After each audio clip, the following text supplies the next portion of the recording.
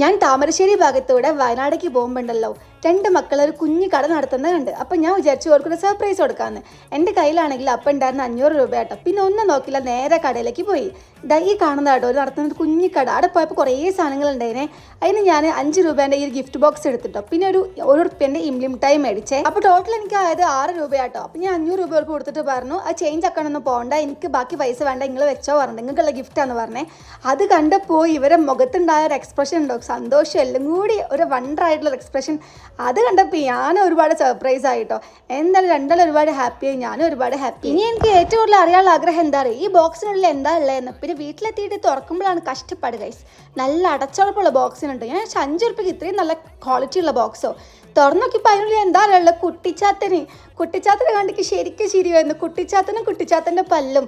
പിന്നെ ഒന്നും നോക്കില്ല, അത് ഞാൻ വെച്ചോക്കി. സംഭവം സെറ്റിക്ക് എന്നുള്ള സന്തോഷമായി.